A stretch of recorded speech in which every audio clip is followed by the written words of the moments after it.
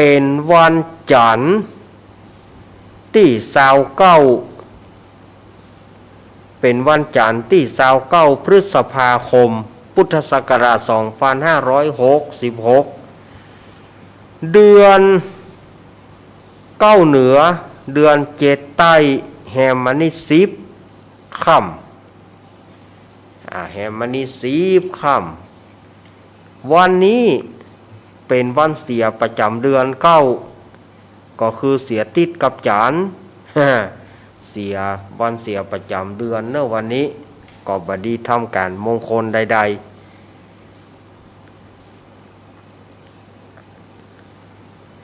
ช่วงเดือน9นี่ก็อย่างที่อาตมาภาพว่านั่นเนาะเปิ้นก็มีการเลี้ยงปู่ย่าปู่หยี่เจ้าที่เจ้าแดนเลี้ยงปู่ย่ากันโอ้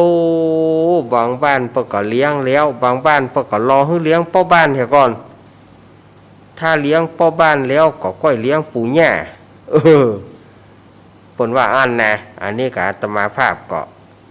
เอาตามคนเฒ่าคนแก่เปิ้นบอกไว้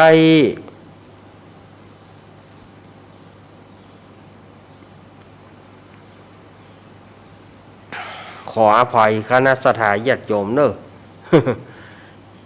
พักมันจะจามก็บ่จามมันจะไอก็บ่ไอ มันเป็นอึกหนึกเข้าอึกหนึกที่คอนี่จามมันก็บ่จามจะไอก็บ่ไอเอายุ่งละก็มันมาเจออย่างอี้นะมันต้องสะอึกไปกรรมก่อนสะอึกแล้วก็ต้องหยุดหมด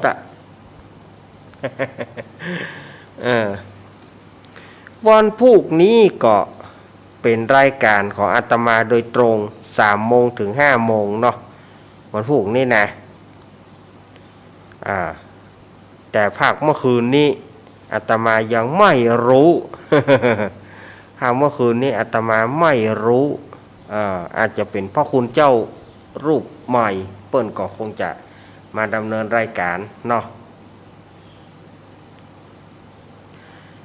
ศรัทธาญาติโยมสาธุชนทั้งหลาย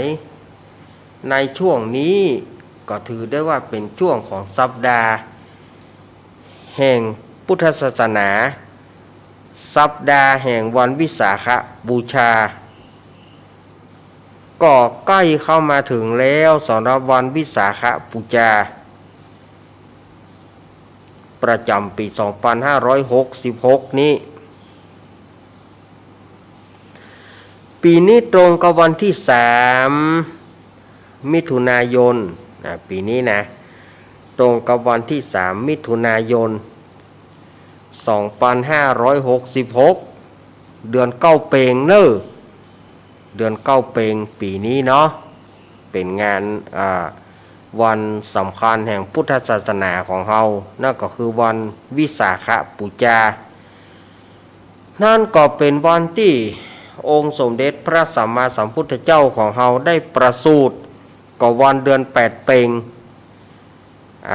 ก็คือว่าเกิดมากับวันเดือน8เปงนั่นนะตรัสรู้เป็นองค์พระสัมมาสัมพุทธเจ้าก็วันเดือน8เปงนะแล้วก็ปรินิพพานคือตายก็วันเดือน8เปงนั่นนะมันอย่างวันเดียวกันกับท่านอาจารย์มันบ่ใจมาคนละปีแต่ว่ามันเป็นเดือน8เปงนั่นนะก็คือ องค์พระพุทธเจ้าของเราประสูติก็วันเดือน8เปงหรือว่าเพ็ญเดือน6อันนี้ผ่านไปจนถึงอายุ35ได้ทารัตพญาทรัพย์ปัญญูได้เป็นองค์พระสัมมาสัมพุทธเจ้าอันนี้ตอนนี้เพิ่งอายุ35ก็วันเดือน8เปงนั่นนะหรือว่าเพ็ญเดือน6นี่แล้วก็ปรินิพพานคือตาย ง่ายๆนะกันง่ายๆเลยปรินิพพานคือตายก็วันเดือน8เปงเหมือนกันอันนี้ตอนที่เพิ่นอายุได้80ตอนเมื่ออายุได้80เปิ้นได้ดับขันธพระปรินิพพานอันนี้ก็ มันมาตรงกันเปิ้นฮ้องว่าเลยเปิ้นฮ้องว่าเดือนวิสาขบูรณมีก็คือวันเดือนวิสาขปูจาเนาะฮ้องกันว่าวันวิสาขปูจาปีนี้มันเป็นอาทิกมาศก็เลยต้องเลื่อนไป1 เดือนแล้วก็หัตถมีปูจาวันหัตถมีปูจาก็จะไปเป็นวันเดือน9 แรม 8 ค่ำเรียกว่าวันหัตถมีปูจาก็คือเป็นวันถวายพระเพลิงศพก็เรียกว่าวันเผาศพของพุทธเจ้าวันเสียศพพุทธเจ้าอีกเนาะเอาง่ายๆเอาง่ายๆเพื่อสถาญาติโยมเข้าใจกันง่ายๆอย่างรายการอาตมานี่มันก็บัดซีเรียสอะสถาญาติโยมไปเพื่อสถาญาติโยมได้เข้าใจอันใดที่สถาญาติโยมบ่เข้าใจอาตมาก็เอามา เผยแพร่เอามาแบเบอร์ให้กันฟัง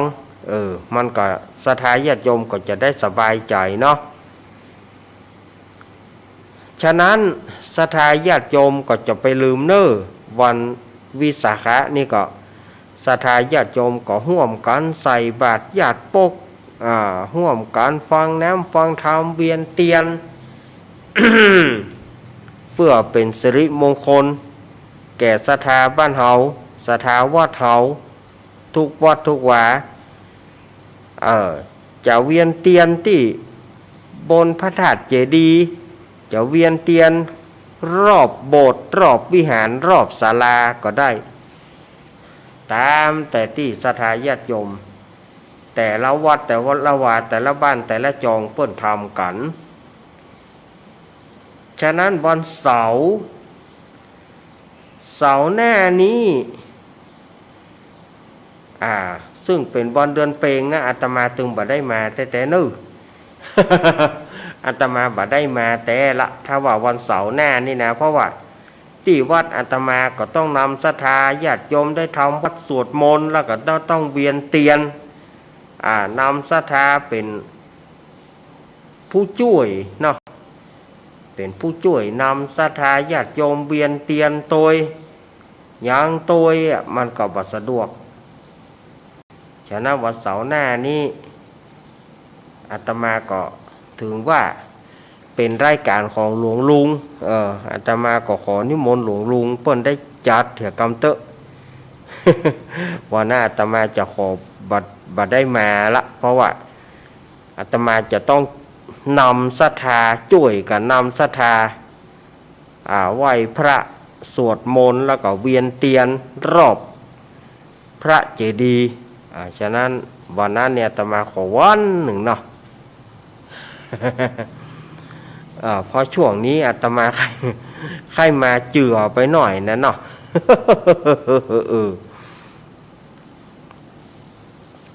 ฉะนั้นก็เป็นวันสำคัญ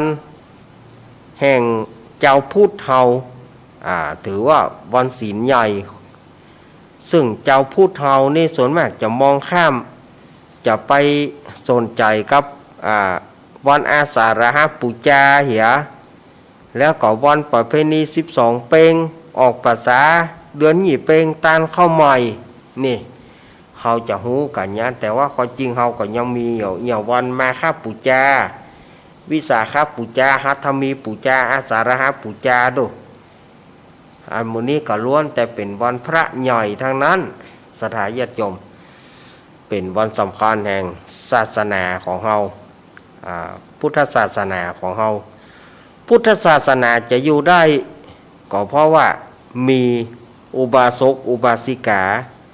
คอยบำรุงโดยเฉพาะอย่างยิ่งการบำรุงพระสงฆ์องค์สามเณรถ้าศรัทธาญาติโยมบ่ใส่บาตรญาติปกบ่สะเข้า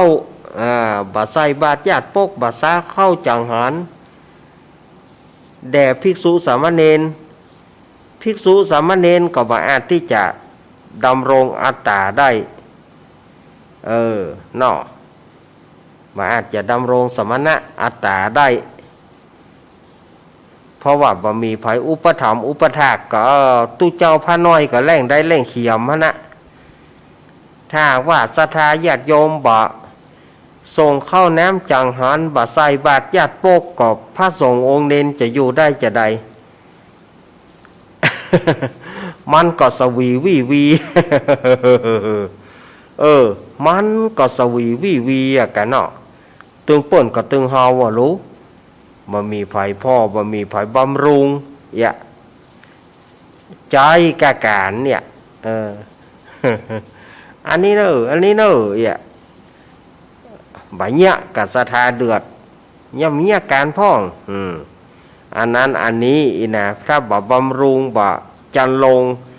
พระสงฆ์องค์เนนไว้ก็มันก็อยู่บ่ได้แล้วศรัทธาญาติโยมก็สวีวีวีกันแอนบ้านแอนคนตีคนต่างละไปเป็นพี่น้อยพี่นานไปอย่าละเนาะอันนี้อู้กันเล่นนะ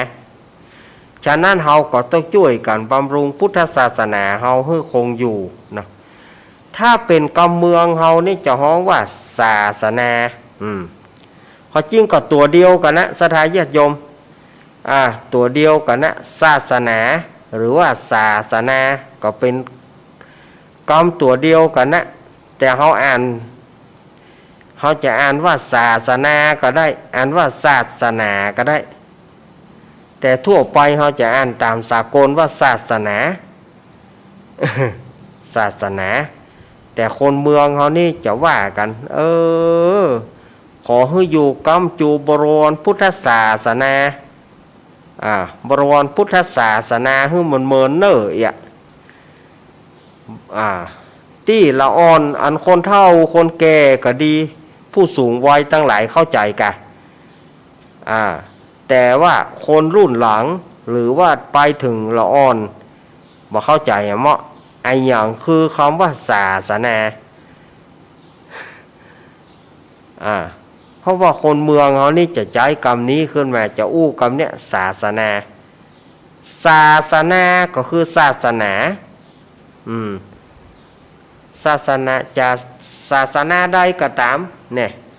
จะศาสนาใดก็ตามเพราะว่าเฮานี่มันมีหลายศาสนาหลายศาสนาที่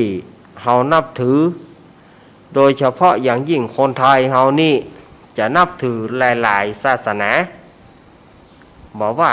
พุทธคริสต์อิสลามไอ้อย่างเฮาก็มีสปะ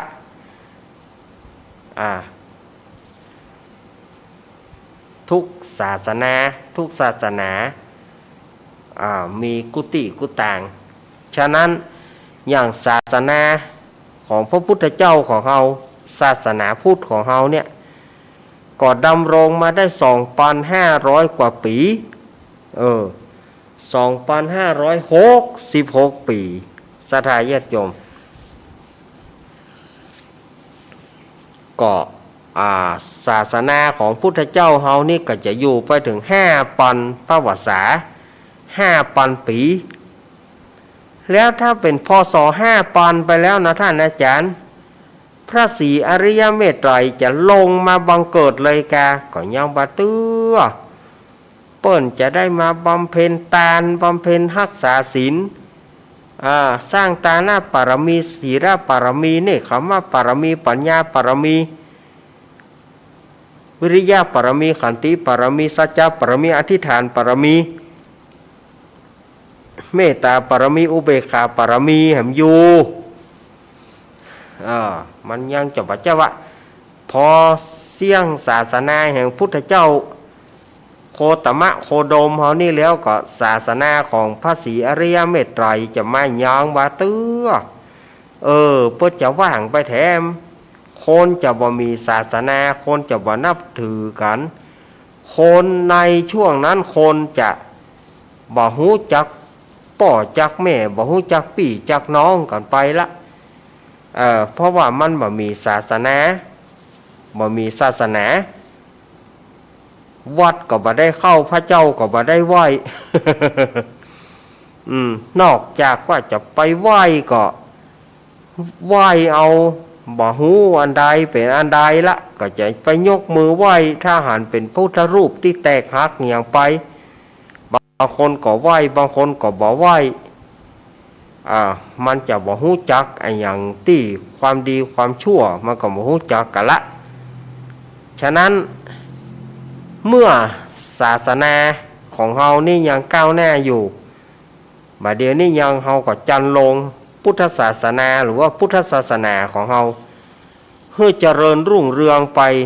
จนถึง5 ปันพวสาก็ขอศรัทธาญาติโยมเฮาเวลามีการมีงานก็ทำบุญทำทานกันไปช่วยกำจูพุทธศาสนาหรือว่าพุทธศาสนาเปิ้นแปลงอันใดแปลงวัดแปลงวากำแพงมันบดีก็ช่วยกันแปลงโฮงมันบดีก็ช่วยกันแปลงศาลามันบดีก็ช่วยกันแปลงโดยเฉพาะอย่างยิ่งสร้างคนเขาสร้างถาวรวัตถุได้และสร้างคนนำเอาคนมาบวชนำเอาคนมาบวชในศาสนาของเราจักจูงคนให้เข้าวัดเข้าวาเข้ามาบวชพระบวชเนนในปัจจุบันนี้ศรัทธาญาติโยมก็จะได้เนนโตนหนึ่งนี่นะโอ้เลือดตาแทบกระเด็นก็จะได้เนนรูปหนึ่งนี่ถ้าเอาบวชภาคฤดูร้อนสมมติว่าเอาบวชภาคฤดูร้อนถ้าถึงเวลาซิกก็จะซิกหมู่เหมาะจะได้ไว้ก็โตนก็2 โตนก็ที่เป็นเนื้อนะที่เป็นเนื้อบ้านเฮานะเฮาบอกว่าเอาบ้านเปิ่นมาอยู่นะที่เป็นเนื้อบ้านเฮาเนี่ยเพอบ่หมี เพอบ่หมีเลยผ้าน้อยเป็นเนื้อบ้านเฮาแต้ๆเนี่ยเตื่อกำลังสอนกำลังสอนเพื่อได้ดีแล้วจะซิกแถมแล้วจะไปอยู่ที่อื่นแถมแล้วมันก็ยุ่งเหมือนกันนะเมื่อเขาใหญ่มา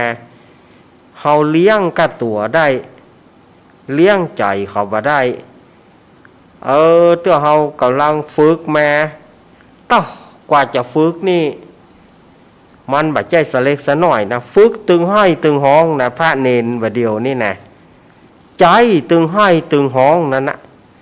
ที่ใจเข้าใจเข้าให้โคตรฮือแฮ่พอเขาเป็นงานแล้วเฮาก็แก้หาว่าจะวางใจจะไปเฮียนที่อื่นหนึ่งจะซีกหนึ่งเฮาว่าก็ว่าเฮากักขังว่าฮื้อไปฟ้องพ่อแม่ก็บ่เข้าใจจะเอาลูกไปติ๊กก็เฮาก็บ่แจ้งว่าอย่ามันก็วัดนะมันก็ไม่ใช่วัดของเฮาแห้มเขาหน้ากำได้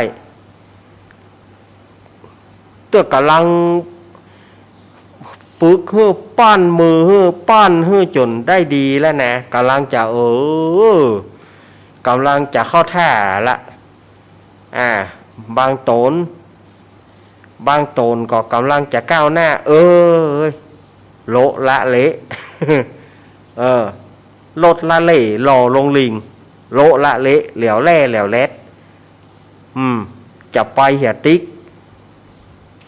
จะไปบัดเดียวเนี่ยว่าอย่างก็ได้บอกว่าเอาบ้านเปิ่นบอกว่าเอาบ้านตัวมาอยู่แล้วเขาย่อยมาเฮากล้าเป็นงานเฮากล้าจะวางใจเอาละฉะนั้นเฮาก็ช่วยกันจันลงในพุทธศาสนาเฮาจันลงเพื่อไว้ซึ่งพระเนนเถนน้อยเฮาเพื่อคงอยู่กับวัดกับวาพิษนิดพิษน้อยนักนิดเบาน้อยอภัยให้กันจะไปโกเลมังเลใส่เขาบาเดียนี่โกเลมังเลใส่เขาบ่ได้ศรัทธาบางคนนี่บ่เข้าใจพระน้อยมื้อนี้อยู่บ่เพี้ยวบ่ปัดกวาด ป่นบาตานเนี่ยอันนั้นเอกปัดเอกตั้งจะไปเนี่ยแล้วมันได้เผาไปแล้วนี่หาบ่ได้ละหาบ่ได้ละในศาสนาของเฮานี่พระเนนเถนเจ้าอย่างพระเนนสมัยบเดียวมันสมัยเทคโนโลยีก้าวหน้าสมัยโทรศัพท์สมัยคอมพิวเตอร์สมัยโน้ตบุ๊ก สมัยเกมสมัยการ์ตูนอันยามูเขาอะนะถ้าเราจะต้องตะล่อมก้อยตะล่อมไปสลายโยมก้อยตะล่อมจะได้ก้อยจี้ไปบางทีเฮาก็แหงพ่องเพื่อเขาจำแต่สมัยบัดเดียวเฮาบ่มีการเคี่ยนบ่มีการตีเนี่ยกว่าเขาจะทำให้เฮานี่มันตึงเหลือจักเมียวออกศาสตร์กับคางหื้อคางห้าพอเขากำลังจะเป็นแล้วเนี่ยบุตรก็จะซึกบุตรก็จะซึกบุตรก็จะย้ายวัดมันอิดแน่เรื่องของพระสงฆ์องค์เจ้าว่าเดียวนี่มันอิด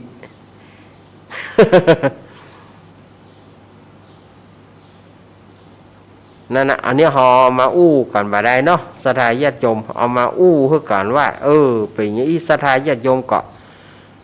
ส่งข้าวน้ำจังหันพ่องใส่บาตรญาติปกเปื่อบำรุงพระเนนเฮ้ยได้อยู่กับวัดกวาไปผิดนิดผิดหน่อยก็อภัยเพื่อกันผิดนิดผิดหน่อยก็อภัยเพื่อเขาเหียบางทีขอให้เขาบอกไปยุ่งกับยาเสพติดไปว่าดีกันละหายพ่องก็จ้างมันผ้าน้อยเนี่ยหายผ้าน้อยเนี่ยหายไม่ตายป่ะต้องไปมองเขาละเขามองเฮาแต่ก่อนเขาหายหมอกใด แต่ก่อนเขาหายหมอกใดสลายญาติโยมแต่ก่อนเขาหายขนาดไหนเขาก็หายพ่องนะกะแต่บางอย่างที่มันเกินเขาไปเขาก็บอกคือเขาเหียบางอย่างที่เขาหายเกินไปก็บอกคือเขาจะไปอันเปิ้นจะหันเขาใส่ศรัทธาต่างบ้านต่างจองจะตำหนินะบางทีเขาก็ต้องบอกไปบางทีเขาก็ต้องปรามพ่องจะปล่อยล้ำก็บดีปล่อยล้ำก็จะเลยเถิดไปบ่ปล่อยเนอะก็อย่างว่านะน้ำบ่มีเอาป่ามาขัง ฉะนั้นก็หยวนพ่องหยวนพ่องปรามพ่องหยวนปล่อยพ่องปรามพ่องอย่างเงี้ยกว่าเขาจะได้โตนหนึ่งนี่มันยากมันยากของบะเคียมหายากเข้าบะตากมันต่ำเหนียวกว่าจะได้ลูกเขามาเป็นพระเป็นเนนนี่นะมันอู้ยากบางทีก็ขอใครได้แต่เนยบางทีก็ใครบวชนั่นนะบางทีเราอ่อนใครบวชแต่ว่าอย่างใดด้วยเหตุการณ์ที่จะต้องไปเรียนหนังสือก็เลยว่าเอาปิกมาเอาไปเรียนปุ้นเหียแล้วก็ลวดเรียนอยู่ปุ้นลวดจอมวัดอยู่ปุ้นเหียได้ใจสักกรรม มันอิดแน่เนาะอิดแน่อันนี้ก็ในช่วงของสัปดาห์แห่งพุทธศาสนาสัปดาห์แห่งวันวิสาขบูชาก็ศรัทธาญาติโยมก็จะไปลืมใส่บาตรญาติปกฟังน้ำฟังธรรมเวียนธงเวียนเทียนกันไหว้พระสวดมนต์เนาะอันนี้ก็อาตมาภาพวันนี้ตัวกระโจมตัวเนอะศรัทธาญาติโยมไปฟังลำคาญเนอะ วันนี้โจมตัวหน่อยเนาะแต่โจมเพื่อความดีนั่นนะไม่ใช่ว่าโจมไปทางหายก็ไม่ใช่นะโจมทางดีนะ โจมเนี่ยพ่องอันนี้ก็ถึงคำว่า ศาสนาหรือว่าศาสนาเพราะว่าคนเมืองเขากับคนไทยภาคกลางนี่เขาจะแปลในกรรมนั้นน่ะมันจะผิดเพี้ยนกันไปอย่างเปิ้นว่าพระธรรมเทศนานี่นะบ้านเฮาฮ้องว่าพระธรรมเทศนา หรือว่าธรรมเทศนา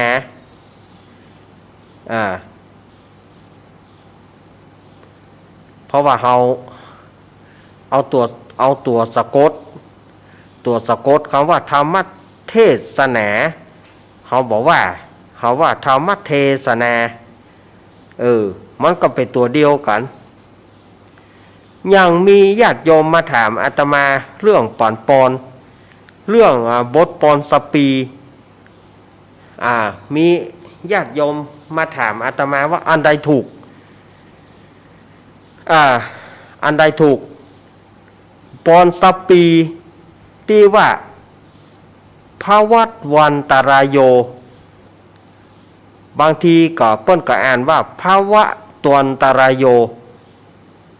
ส่วนมากจะอ่าน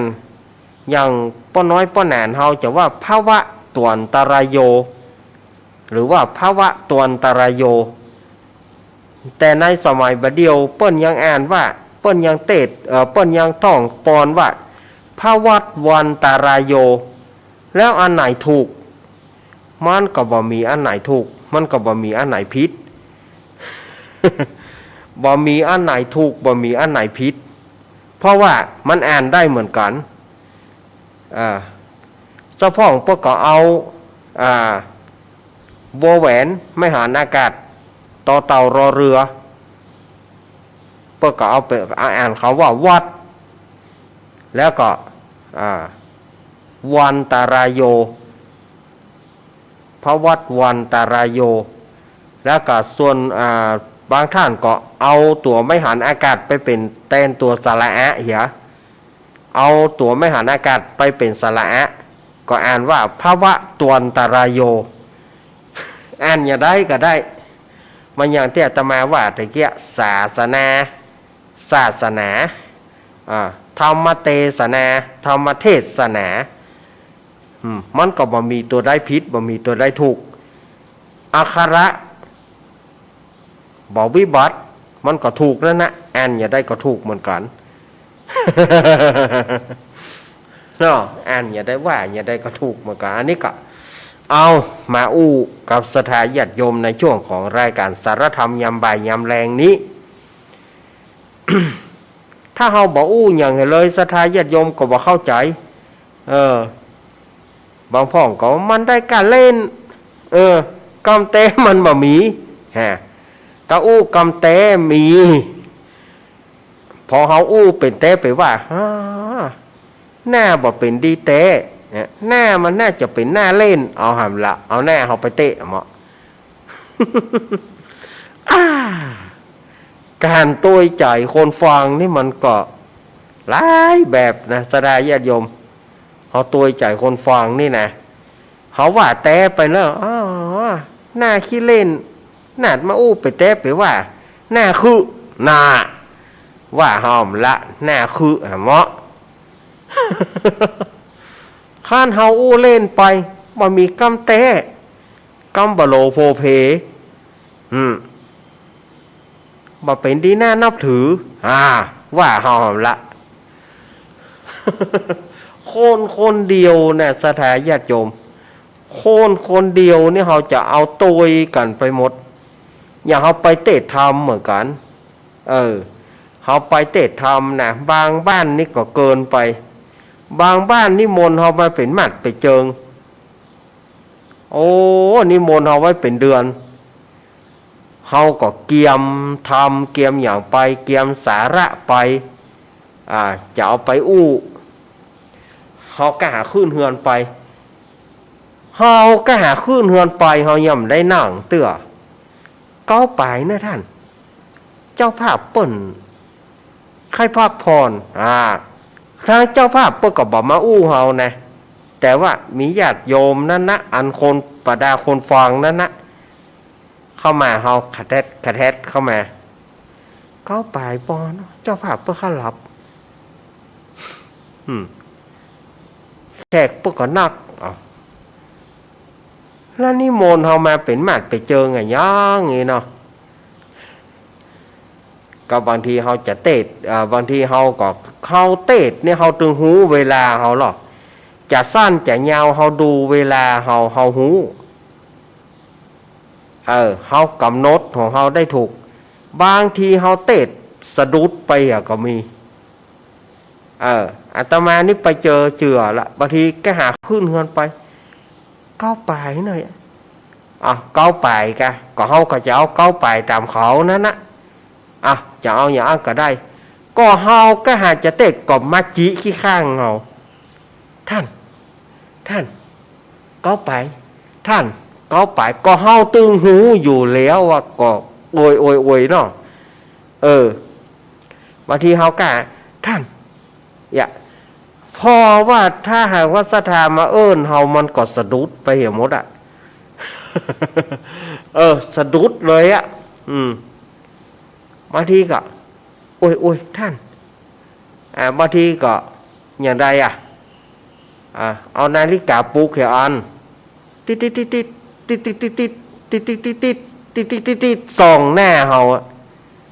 โอ้ยก็อย่างใดเนี่ยก็เฮาตึงหูแล้วเวลาของเฮานั่นแน่บางทีปลุกนาฬิกาติดโอ้ยก็เฮาตึงกะกำหนดละบางทีก็ป้อกะท่าน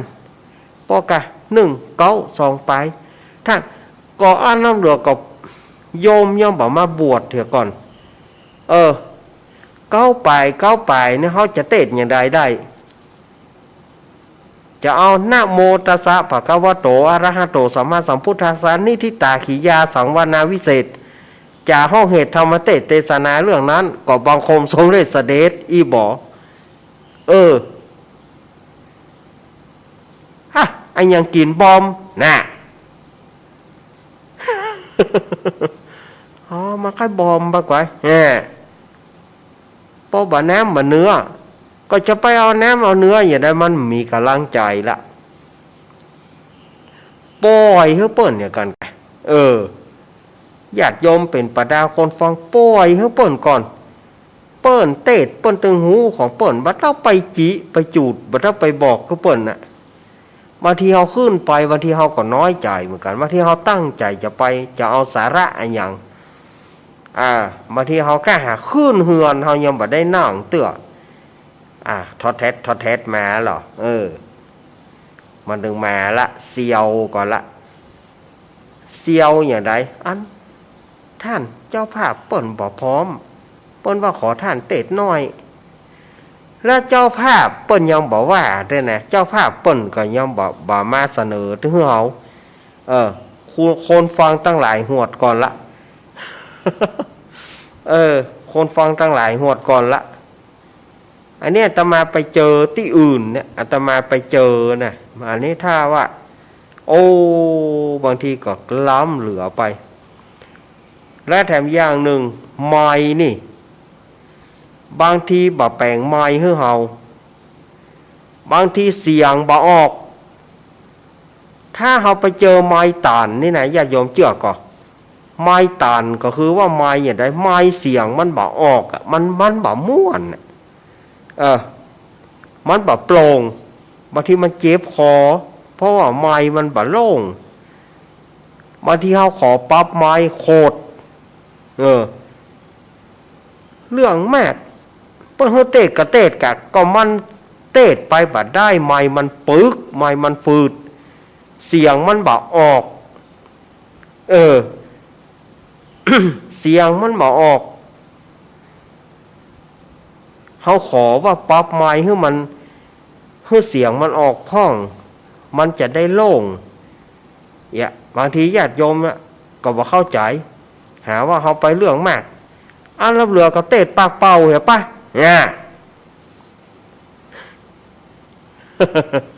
ป้ามัน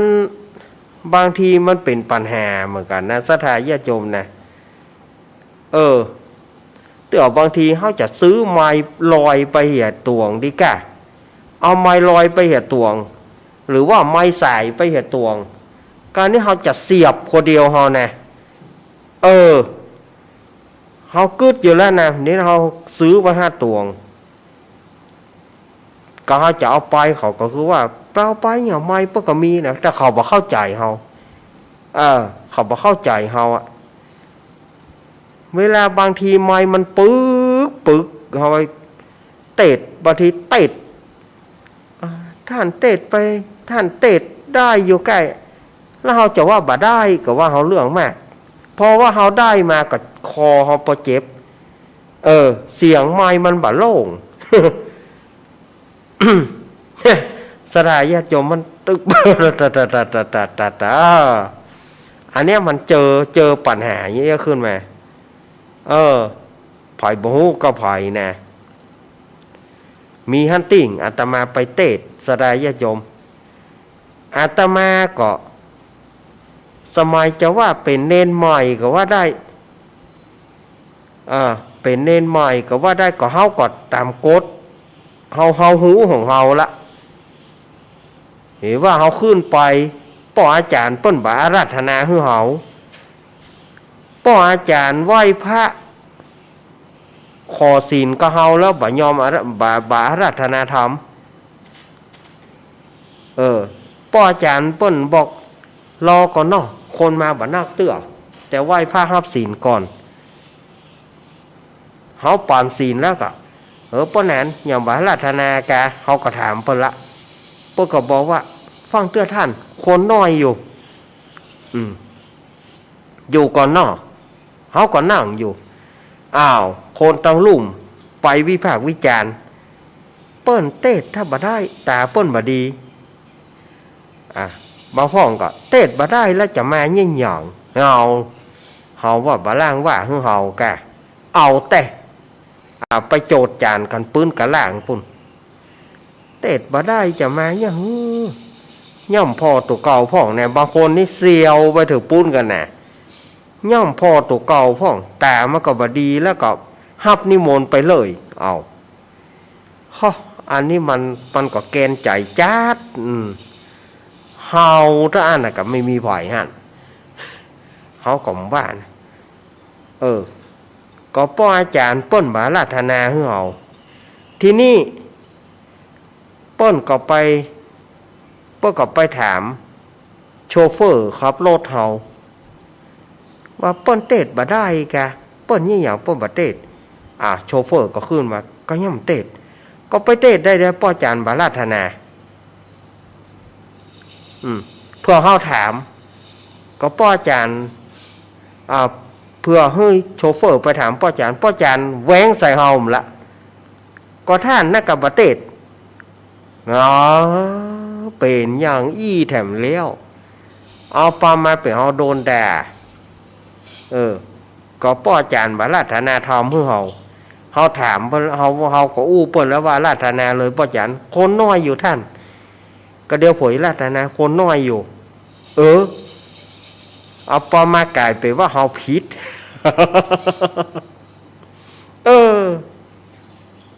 ไปว่าเฮาผิดไปว่ามันจะมีสปะสารพัดนะสดาญาติโยมนะอันนี้คือสถาฟังบ่ได้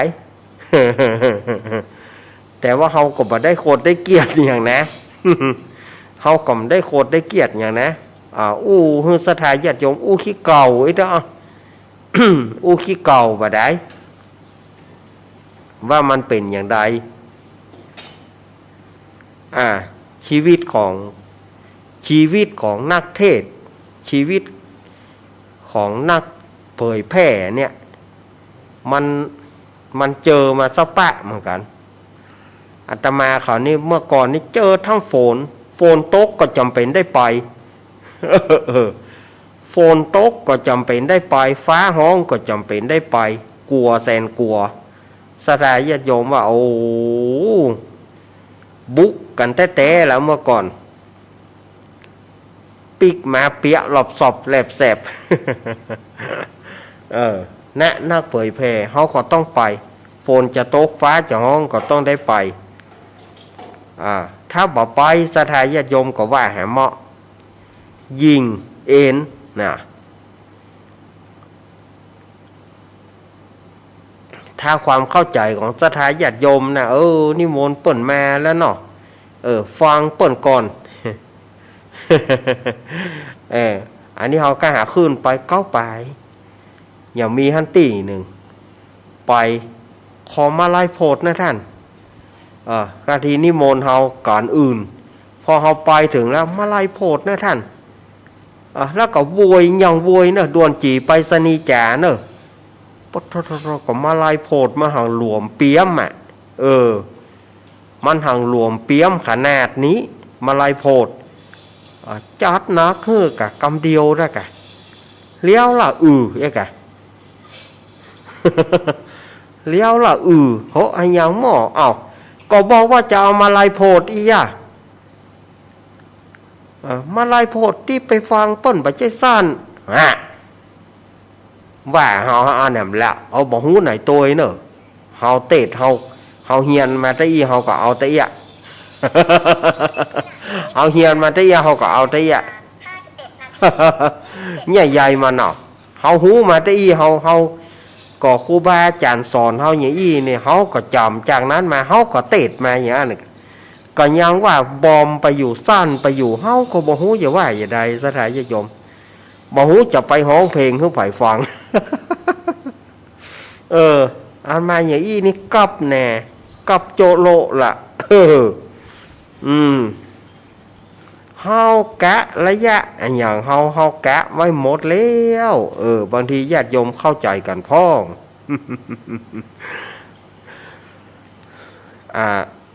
อย่างในวัดในวาก็เหมือนกันเนาะในวัดในวาบ่เตื้อพระเนนเปิ้นบ่ใจเจ้าบ้านเฮาบางทีเปิ้นลูกตังดอยมาอยู่เฮาฝึกเปิ้นเตะธรรมบางที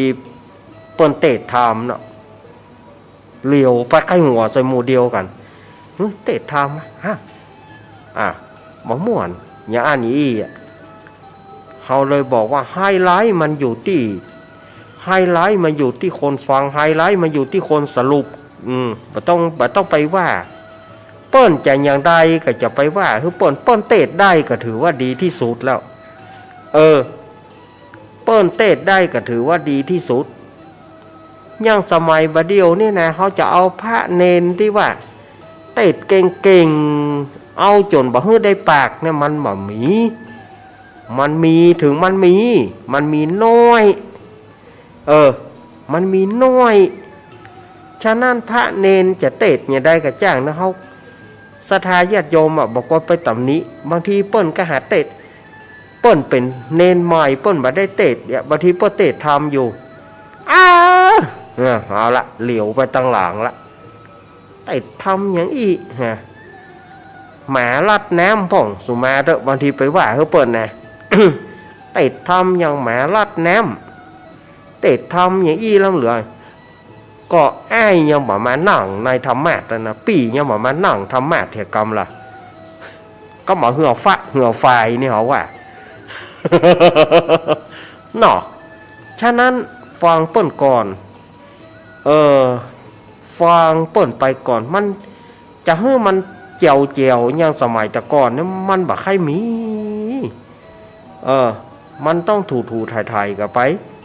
ฟังกันไปก่อนอย่าอาตมาเนี่ยอาตมาโดนด่ามาเท่าไรล่ะเฮาเป็นคนเมืองเฮานี่เฮาอดทนได้แต่ที่เปิ้นมาจากที่อื่นมาอยู่บ้านเฮาเนี่ยว่านักว่าหนาเปิ้นก็เปิดเถอะแล้วเปิ้นเปิดแล้วก็นั่นน่ะได้ก็ได้ก็ถ้าเนอะว่าใหญ่บ่ได้แล้วเด้อเนาะฉะนั้นศรัทธาญาติโยมอันนี้ฝากไว้บางสิ่งบางอย่างเฮาก็โยนฮะอภัยกันไปโยนกันไปมาถ้าคิดไอ้หยังเพราะว่าเฮาหูละเมื่อเฮาหูแล้วเฮาก็ควรที่ว่าโยนกันไปอภัยกันพ่อผิดถูกก็ก้อยอู้ก็จ่าก็ฟังบ่ควรไปด่าบ่ควรไปดอมบ่ควรไปตำหนิติเตียนจนเกินไปเตือนได้แต่จะไปตำหนิจนชนิดที่ว่า อ่า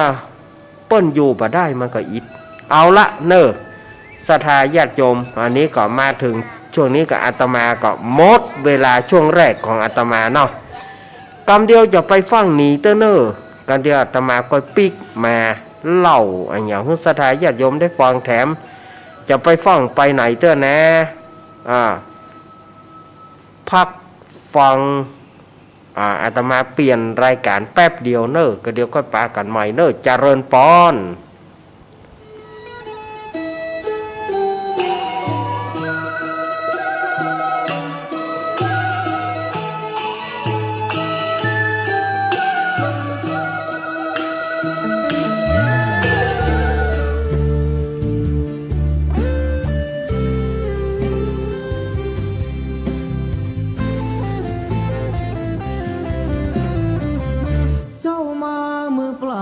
จะเอา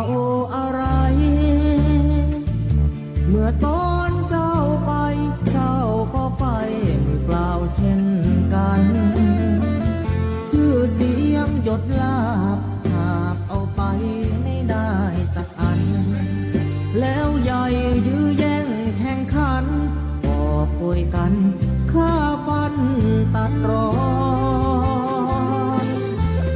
เงินทองตามส่งแค่โรงพยาบาลญาติมิตรวงวานลูกหลานส่งแค่เชิงตะกอนจะมีใครเล่าอยู่กับเรานอนเฝ้ากองฟอนวางดอกไม้จันทร์แล้วจรกลับไปนอนบ้านใครบ้านมันใหญ่ขับฟ้า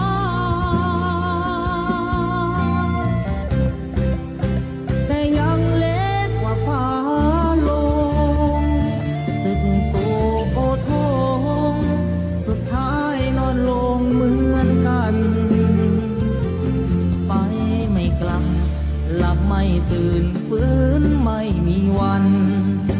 ชีวิตหลังความตายนั้นนรกสวรรค์ยังรอบาปบุญดีชั่วติดตัวเมื่อตายเงินทองมากมายคนเอาไปไม่ได้หรอกน้อร่างนอนแน่นิ่งไม่ไหวติ่งเหมือนดังต้นตอตราสังมัดแขนผู้คอไฟไหม้หงิกงอเป็นเท่าวีพง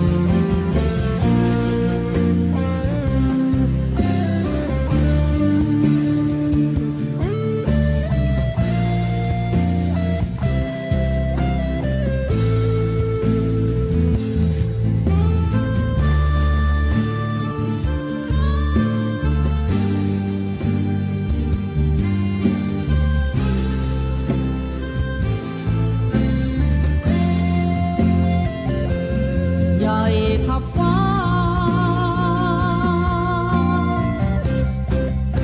แต่ยังเล็กกว่าฟ้าลงตึกโตโอทงสุดท้ายนอนลงเหมือนกันไปไม่กลับหลับไม่ตื่นฟื้นไม่มีวันชีวิตหลังความตายนั้นนรกสวรรค์ยังรอบาปบุญดีชั่วติดตัวเมื่อตายเงินทองมากมายคนเอาไปไม่ได้หรอกน้อร่างนอนแน่นิ่งไม่ไหวติ่งเหมือนดังต้นตอตราสังมัดแขนผู้คอไฟไหม้หงิกงอ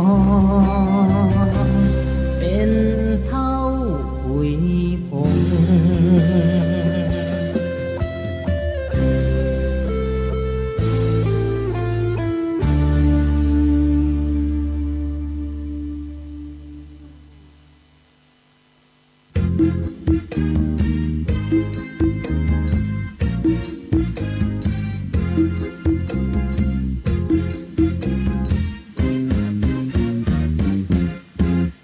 ไม่กลับชีวิตดับแน่นอนบนเชิงตะกอนทุกคนต้องนอนที่นั้นชีวิตยังมีควรสามัคคีรักกันอย่าแบ่งชนชั้นช่วยเหลือกันต่างครึ่งทางหลับไม่ตื่นปลุกไม่ตื่นต้องตายหมอช่วยยังไงก็ช่วยไม่ได้ดอกนาหมดลมหายใจหมดเรื่องต่างๆนานาต่อให้หมอเทวดามาชุบชีวาก็ไม่หายใจฟื้นไม่มีใครทำดีก็ตายดีตอนนี้ชีวิตสะสมความดีให้มากไว้ยึดเอาธรรมะมาชำระจิตใจสิ้นลมเมื่อไรก็จะได้ไปสู่สวรรค์มีไม่พ้นทุกคนที่เกิดมาเมื่อถึงเวลาก็มรณากันทั้งนั้นมีเกิดมีดับต้องลารับเท่าสักวันอยู่ได้นิรันดร์คือความดีที่ไม่ตาย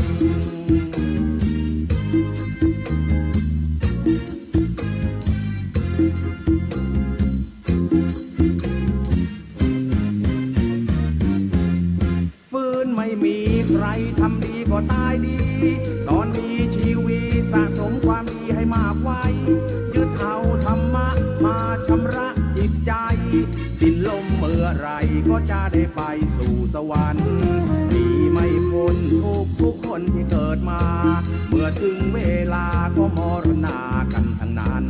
มีเกิดมีดับต้องลาลับเท่าสักวันอยู่ได้นิรันดร์คือความดีที่ไม่ตาย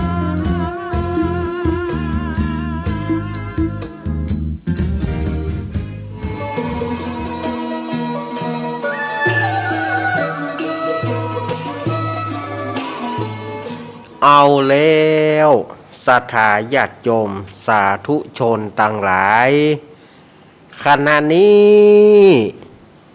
ศรัทธาญาติโยมก็กำลังรับฟังรายการสารธรรมยามบ่ายยามแลงโดยมีตนตัวอาตมาภาพสามเณรรักปัญโยนันท์มาเป็นผู้รับผิดชอบดำเนินรายการในวันนี้แล้วก็วันพุธก็ยังปะอาตมาเนอะ3-5เต่าเวลาเนี่ยนะวันพุธเป็นรายการของอาตมาโดยตรงเนาะวันพุธเนี่ยอาตมาก็จะได้นำสาระต่างๆมาอู้มาจ่าแถมก็ฮือศรัทธาญาติโยมบ่ฮือได้เงียบได้เหงาถ้าอาตมาจะฮือเจ้าหน้าที่จะฮือเจเอาเทปออกก็ได้มันห่างเสียเวลาเอาเวลาไปขว้าง2 ชั่วโมงไงมะจะเอาเทปเก่าของอาตมาเอามาออกสมมติว่าเอาเทปเก่าอาตมาออกช่วงเวลาเปิดสายศรัทธาญาติโยมก็บ่ได้ฟังว่าความจริงเนี่ยที่หัวม้วนอาตมาจะบอกไว้ว่าวันที่หยังเดือนไหนหยังปีหยังญาติโยมเปิ้นก็บ่ได้เข้าใจเมาะเปิดสายเนอโทรไปหาอาตมาปุ่น โทรไปหาอาตมาปุ่นโลมันเป็นเทปนะท่านยังบอกวันที่เฮาบอกหัวม้วนแล้วหรอที่หัวม้วนเฮาบอกวันที่หมดละแต่ญาติโยมบ่ได้ฟัง โทรไปหาอาตมากันจ้าละวันถ้าเอาเทปออกเพราะว่าญาติโยมบ่ฟังหัวม้วนในหัวม้วนของอาตมานะอาตมาจะบอกหมดว่าวันนี้วันที่หยังเดือนหยังปีหยัง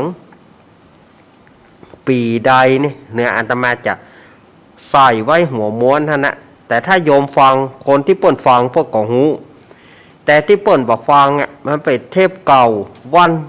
อาตมาถึงบอกว่าจำถ้าเป็นเทปเก่า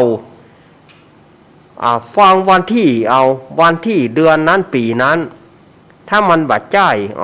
นี่แสดงว่าเป็นเทปเก่า ถึงเวลาที่เปิดสายญาติโยมก็หูเอาแล้วว่าอันนี้เป็นเทปเนอร์อันนี้บางทีเปิดสายโทรไปหาอาตมาปุ้นบางทีการเฮาก็มีเฮ้ยหยังท่านออกรายการกะมาได้ออกนะหยังก็เสียงท่านมีปุ้นเอาบางทีโทรมาก็ท่านไปออกอย่างวันนี้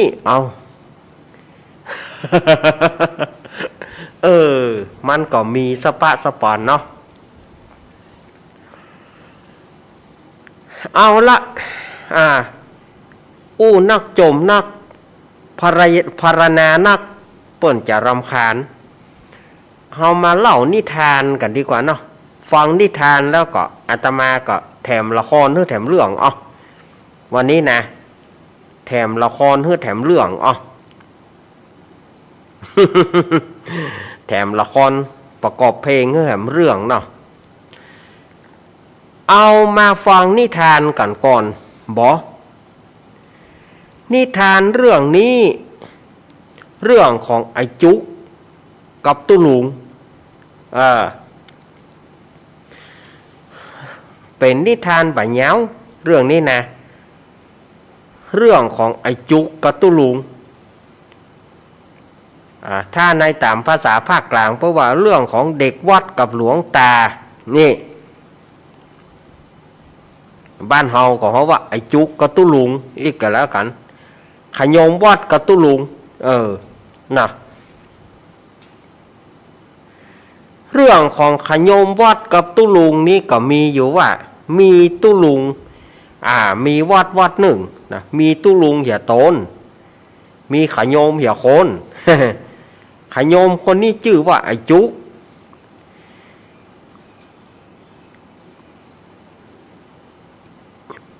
เอาแหมละลมขึ้นต้อนแหมละ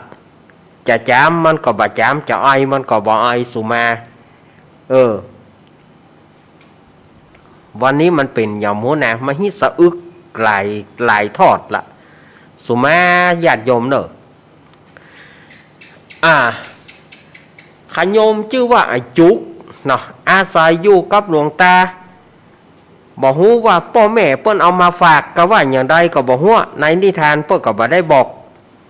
แต่ว่าไอ้จุกนี่อยู่กับตุลุงไอ้จุกนี่มาอยู่กับตุลุงนี่ประมาณอายุ8 ขวบ8 ขวบปลาย8 ขวบปลายไปเปิดขยมฮับใจตุลุงอยู่ตุลุงใจเมื่อคืนตันเมื่อวันได้เอกะใจไปไหนได้หมดไอ้จุกนี่นะอาราธนาศีลอาราธนาธรรมเท่าแจ๋วแหววแจ๋วแหวว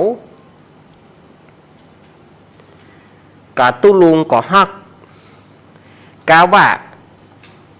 มันจบป .4 ก่อนแต่สมัยก่อนนี่มันเรียนจบป .4 เนาะ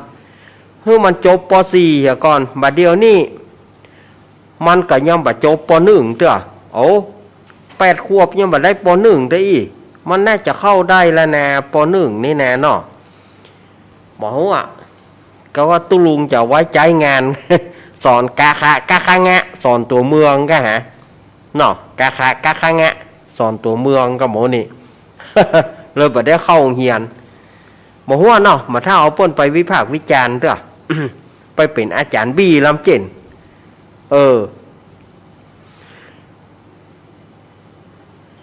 ก็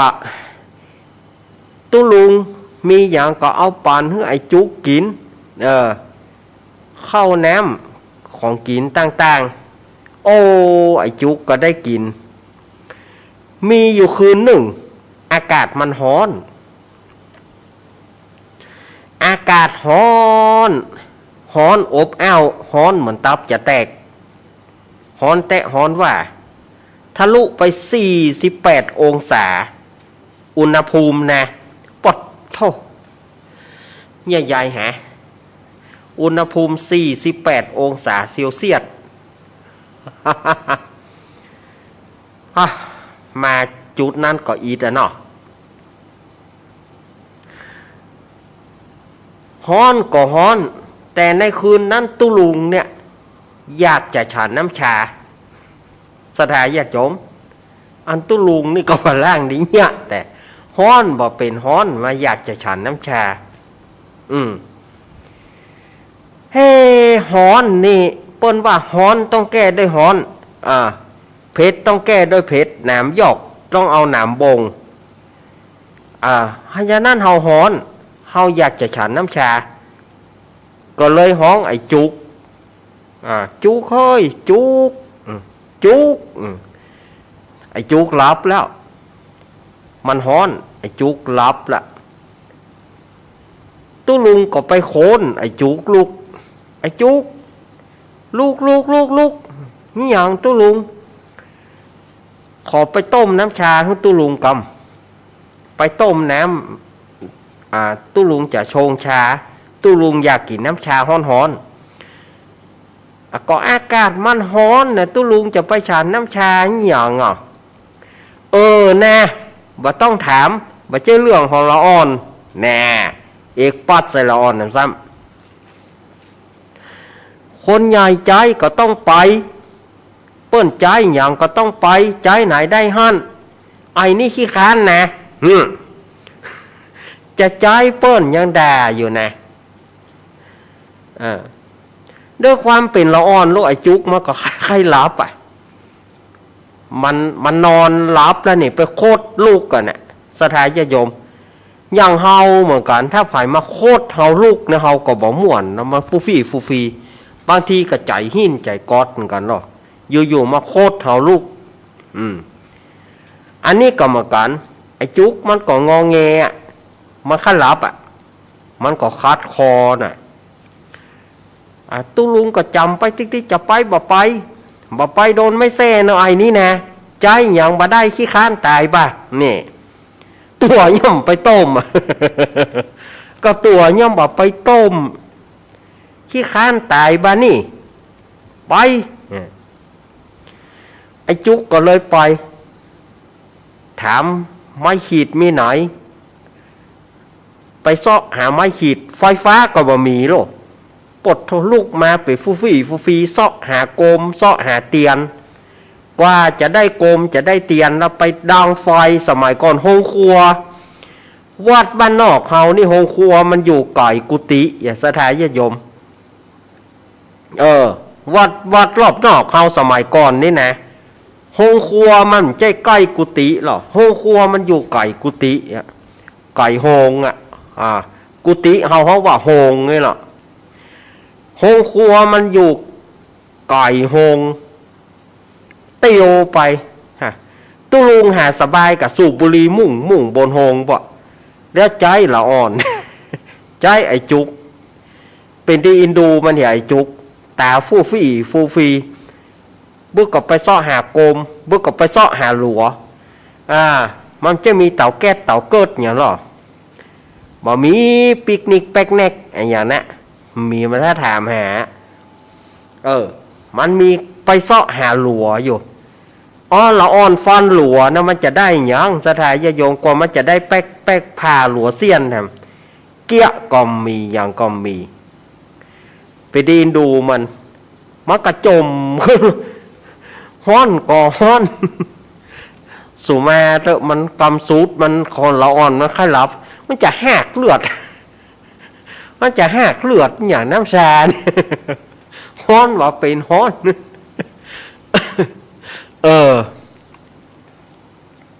ตุลุงก็มาสนใจ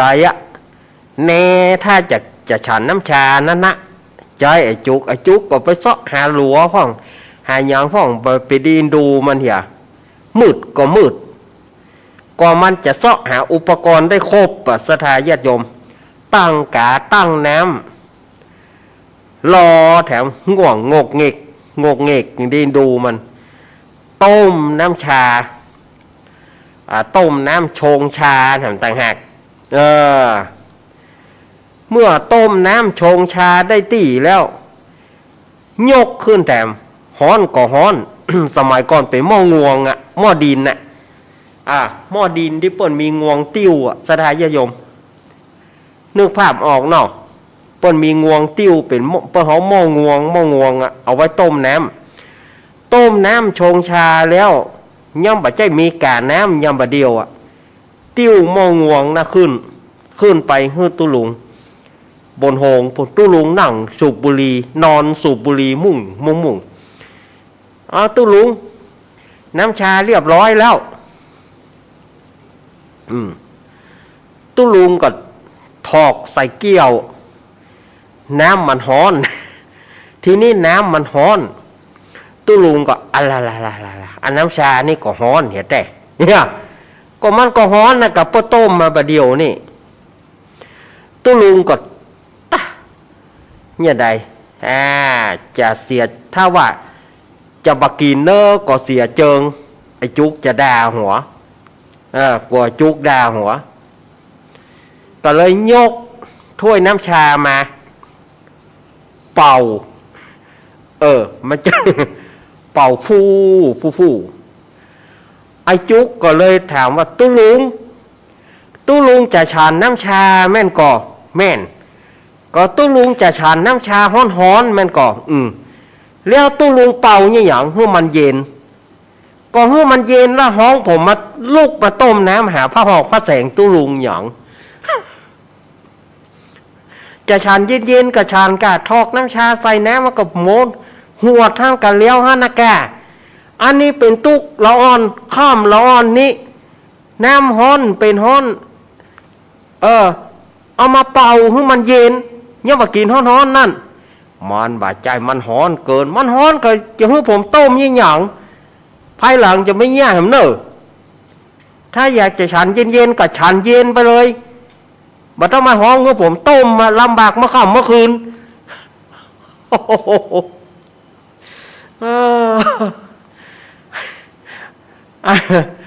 ไอ้จุกเฮ้ยอันนี้แบบความคิดเนาะ มันจะว่า ว่ายายฮะความคิดของตุลุงก็มันก็ฮ้อนแต่เนาะน้ำฮ้อนมันก็ตุลุงก็เอามาเป่าให้มันเย็นไอ้จุกก็ซ้ำว่าเป็นตุกจะฉานฮ้อนแล้วทีนี้ยังบ่ฉันถ้าจะฉันเย็นก็ทอกน้ำเย็นก็เลี้ยวห้านเนาะเรื่องไผ่เรื่องมันเนอะจุกเนอะ เล่าให้กันฟังเป็นเกตม่วนๆกันแล้วกันเนาะบ่ต้องคิดอะไรอย่างนักเนาะเล่านิทานกันไปเรื่องขยมกับตุลุงตุลุงวัดไหนบ่ฮู้เนอะบ่ใจต่ำนี่นะวัดบะละบะทะปุ่นวัดบะละบะทะปุ่นเดียวอันว่าอย่างก็ตะกี้พาดพิงถึงตุลุงตุลุงก็ต้องเอาขีดคืนพ่องไปว่ากันใหญ่ตุลุงยิ่งไปเนี่ยอย่างอันก่อหา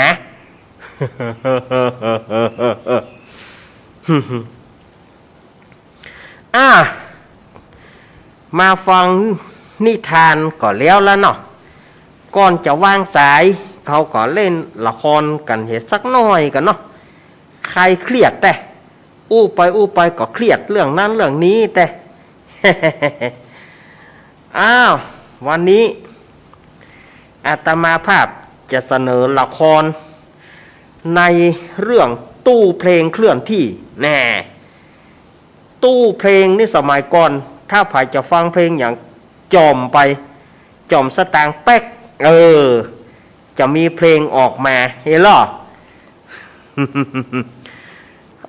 อันนี้ก็เหมือนกันเป็นตู้เพลงเคลื่อนที่อันนี้ก็ยกให้ลุงอ้ายเนอะลุงอ้ายเป็นตัวประกอบเนาะไอ้ยังใช่หมอ คณะลุงอ้ายวันนี้เนาะก้อนทองโปรโมชั่นไอ้ก้อนเปิ้นจะมาเล่นละครเปิ้นว่าขออีป้อช่วยกำมะอีป้อเป็นช่วยเป็นพระเอกในเรื่องนี้ฮือกำวะ พระเอกแคมยาโอ้ไอ้ยาก็เอามันจึงบอกโป้นป่อมันเนี่ยเนี่ยมันจึงบอกโป้นป่อมันเนี่ยบอกเอาก็ย่ายแกวันนี้มายะพี่ไอ้มายะยูphải ham hoang dung hoang dung như chừng cho bà hời nha hoang pi ai ý nhờ như vậy ai không ai ý nhờ pi ai ngủ ôi nhạc cô à nhà yên yên yên ai ngủ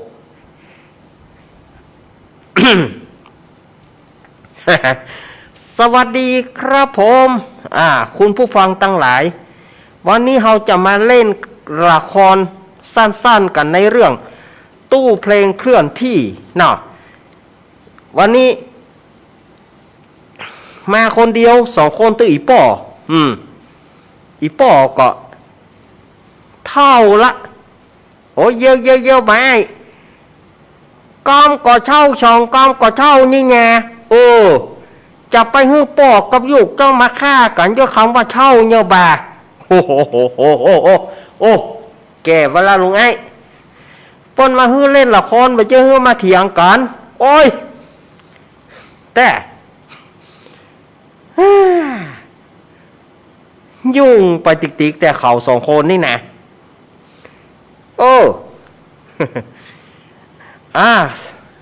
มาเล่นละครกันเลยเข้าถึงเรื่องละครกันเลยเนาะ มาแล้วครับผมตู้เพลงเคลื่อนที่ครับ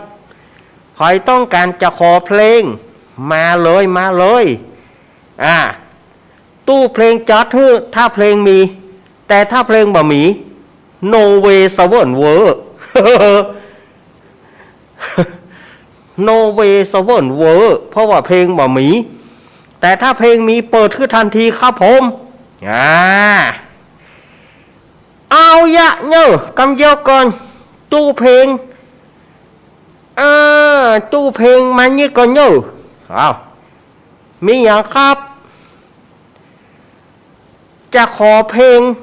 ลำวงฉนุกฉนานชักเพลงเหรอย่ายก่อเพลงอย่างฮะถ้าว่าจัดเธอได้จะจัดเธอ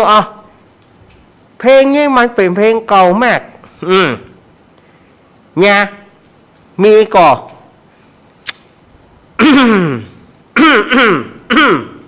สุมาเตอ โอ้ยน่อ มายียายักบ่เฮ้ยนะลุงจะขอเพลงอย่างลุงขอเพลงของไผบอกชื่อนักร้องมายุงจะขอเพลงของเพลงเก่าๆของชักฉีอักษรสักสีอักษรเพลงเก่าแท้ๆกะเก่าแจ๊ะชุดผู้ใหญ่ลีผมบ่มีนะ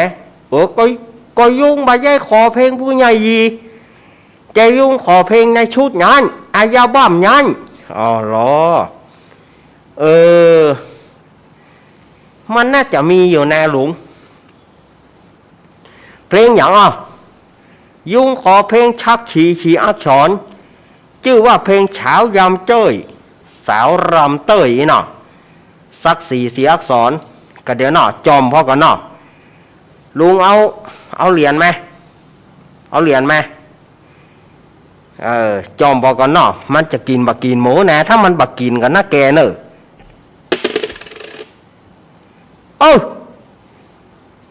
ลุงเอาเหรียญ5มานี้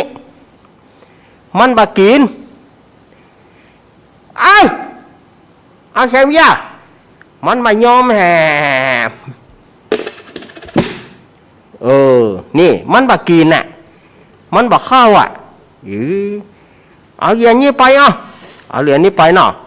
ลองก่อนนะ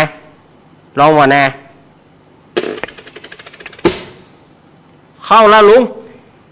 เดี๋ยวกดเพลงเนาะสักสีอักษรนี่เนาะเพลงอย่างก็เฉายำเจ้ยสาวรำเต้ยเนาะ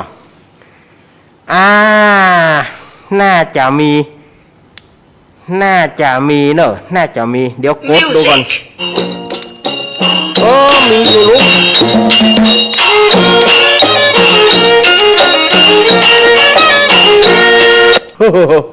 โอ้เล่นลุงเล่นเพลงอย่างอี้นี่ผมก็ตายกะดีนะถ้าผมบ่มีแผ่นเข้ามาตัวนี่ก็ถ้าผมบ่ดูในตู้เพลงก็ตายผมจะเอาไหนมาเปิดให้ลุงเนี่ยเมื่อเดี๋ยวนี่ตู้เพลงมันก็ต้องได้เล่นทุกเพลงเนอะถ้าตู้เพลงเล่นมาได้เหลียวจึงหัวคนเหลียวจึงตู้เพลงป๊อกอีกก็มีจะไปฮื้อได้ปะกันแถมเนอะลุงเนอะไปฮื้อได้ปะกันแถมเนอะไปแล้วเนอะไปเจอะวันอย่างจะใจบริการใหม่ทุยโอ้คนเท่าแห่นี่กว่าปากแตกเลยค่ะเอามาถมน้ำลายใส่เอาไปเล่นอย่างอี้นี่ตายเนอะเอาละ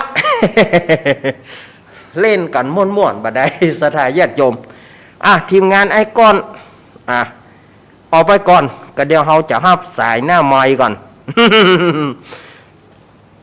เราจะฮับสายหน้าไม้กันว่าอยู่ทางใดพ่องนี่แน่เนาะ ม่วนบ่ม่วนวันนี้นี่อาจจะบ่มีสาระอันใดม่วนๆซะตะได้สถานญาติโยมจะไปถือไปตือกันแล้วกันเนอะ ก็เดี๋ยวอาตมาจะวางสายให้สถานญาติโยมเนอะได้โทรก็เข้ามา0892140135อยู่จุดไหนตั้งใด มาละเจริญปอนตั้งใดแม่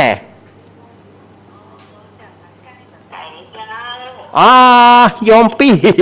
จำเสียงมาได้เนาะเป็นวันที่เจ้าโยมปี้เฮามาละมันแต่นะเนาะ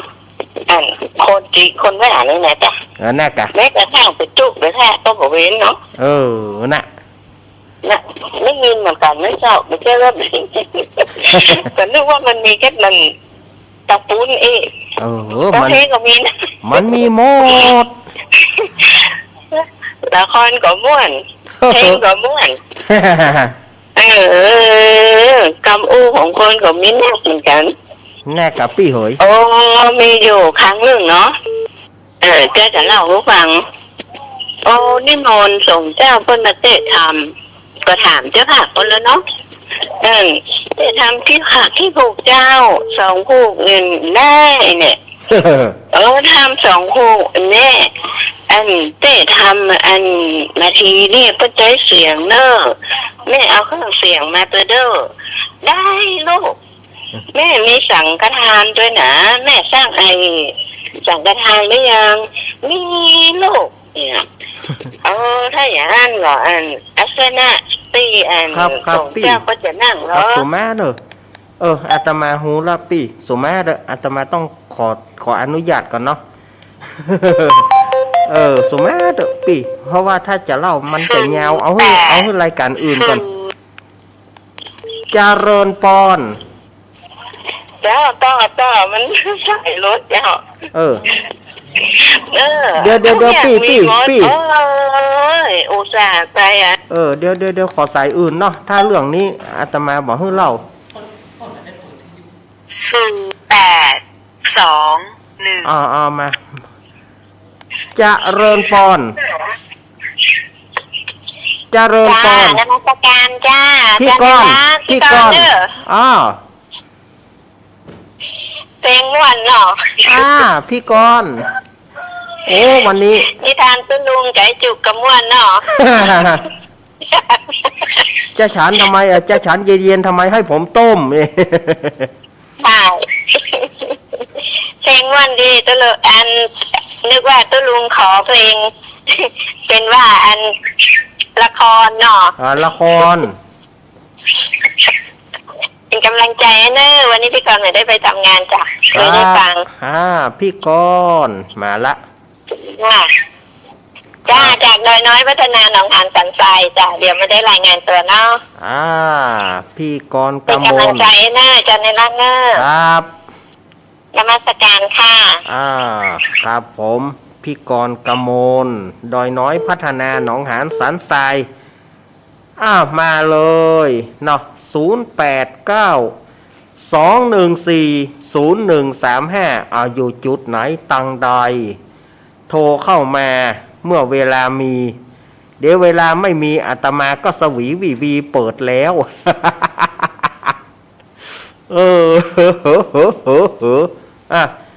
ต้องฟังมิหน่อยฟังแม่อายชัยปราการนะสันทรายมาละฝังแม่อายชัยปราการแม่ศรีธรแม่สาวรักษ์ดูแม่มาริวันพี่เคาะงานบอกหูฝนตั้งใดตกฟ้าตั้งใดห้องอย่างดาวิด มามีไผอาตมาจะเปิดแล้วเด้อ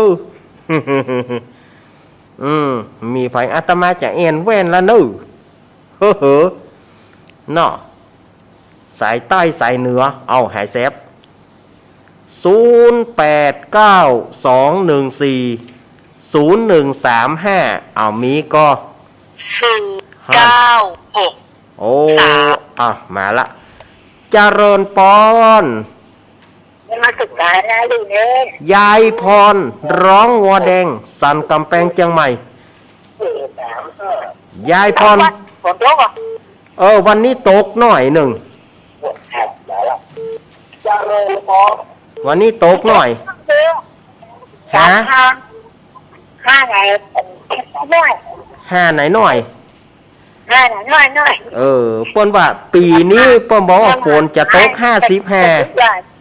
ตกมนุษย์เถีย15ตกป่าหิมพานต์อย่า55ตกในแดดแฉลนกมาแดดแฉลแดดแฉลเนาะอ้าวยินดียายพรเนอะบางอันนี้ก็โน่นละเนี่ยครับขอบคุณยายพร ยายพรร้องวัวแดงสันกำแพงเชียงใหม่491เจริญปอนครับไว้จ้าครับ น้องเบี้ยวบารมีคำอุนสูงสุดเป็นอย่างยิ่ง โอ้ย วันนี้ฝากตั้งแต่เช้าแล้วครับเพื่อ3 โมงมาแล้วนี่ฝนก็มีเห็นน้อยเดียวที่ในเมืองหายแชปเปียฟ้าห้องนิดเดียวได้หาแชปเปียมาเดี๋ยวนี้บ่มีแล้วเนาะละครก็ม่วนดีเด้อ ละครก็ม่วนดีครับจะได้ก็คือกำลังใจทุกปีแล้วก็กำลังใจอันเจด้วยเด้อขอบคุณกำลังใจครับทุกปีครับไว้สาครับรักษาสุขภาพแข็งแรงครับผมครับผมไว้สาครับน้องเบี้ยวน่ะนักร้องว่าขอเพลงเมื่อใดก็ไม่ได้ฟังได้นะลมหายใจไปด้ามมุย น้องเบี้ยวแบบยอมฮ้องเฮือเตือนน่ะลมหายใจไปด้ามมุย วันนี้อย่างบักกืนแฮะลำปางไม่ไหนลำปางแหน่มีตั้งใดหมดมีบอมือนี่พี่น้องเศร้าอีสานโทรมากระไดนำกันเด้อพี่น้องเศร้าอีสานเขาก็โทรมาเว้านำกันแน่ โทรหาแน่เด้อมันถึงมีเนี่ยยองอีสานลาวได้หมดอาตมานี่นะจริงอาตมากับบาจ้างถ้าเพื่อถามว่าจะอู้จุดสุดปิดได้ก็อู้อีสานอาตมาก็ปอถูถ่ายได้อาตมาไปเตะตีหนึ่งเหรออันนี้มันเป็นตาเฮานะไปเป็นตาเฮาว่าโอ้พี่น้องตายเปิ้นก็ฟังนักเลยกะเฮาก็ลองตักเปิ้นนะมาทรงค่าน่ะเปิ้นตอบแต่นะกะ มาทรงค่าเอาเฮาจะไหว ยูรีกินหวานเนอเฮาได้กะตะเอียเปิ้นเตาเปิ้นไข้หัวเข้าใส่สาวดีเปิ้นค้อนบุบหัว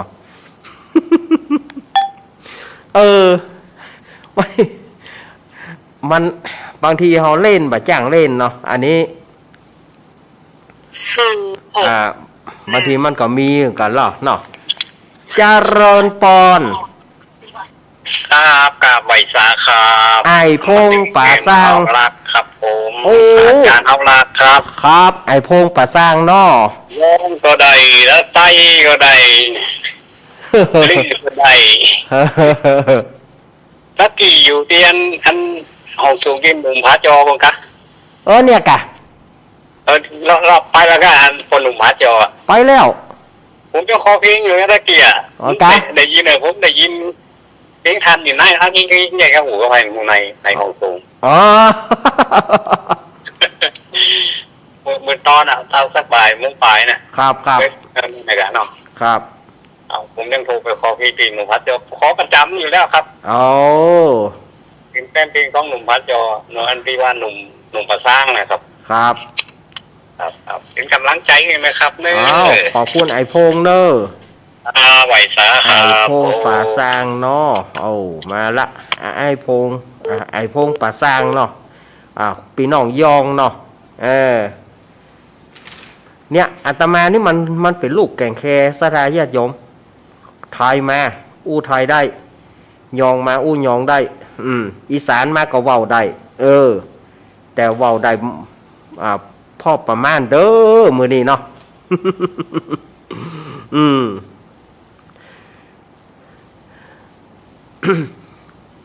ถ้าอู้ถึงกำเล่นนะบางทีมันก็มีพ่องอาตมาได้เข้าไปตายกับละออนคาเขมรนะกันเนาะสมัยก่อนมีเปื่อนไปเจ้าคาเขมรเนาะกัมพูชาคือก่อเจ้าหมู่นั่นนะไปบอกว่าเขาชื่อว่าเขามีชื่อว่าวันแวนเนาะชื่อกัมพูชาเขาบอกว่าเฮ้ยถ้าเห็นถ้ามึงได้ยินเสียงงั้นไอแวนนะมึงว่าเลยนะโจยสแกมึงบอกเลยอะกะเฮาก็หูเรื่องเนาะเฮาก็ไปอยู่ใหม่หรอวันแวนอะไรโจยสแกนะปดทมันรอเข้ามาเฮาอะมันถามว่ามึงแกล้งโง่หรือเปล่าถ้ามึงแกล้งโง่นะกูชกมึงคว่ำเดี๋ยวนี้เขาถามว่าเนี่ยยังอ่ะมึงบอกว่าแม่กูชั้นต่ำอ้าวจะไปหูจะได้จะไปหูได้จะได้เนาะฟังขอโทษมันนะบอกว่าให้หลังมึงอย่าพูดอีกนะถ้ามึงพูดอีกทีหนึ่งฟันมึงล่วงหมดปากเลยหมก เพราะบางทีเขาบาจ้างเล่นก็บ่ได้นะโอ้ไม่ไหนโทษซับบะมีภัยแล้วกันเนี่ยฟังไม่อายชายประการไปทางใดกันหมด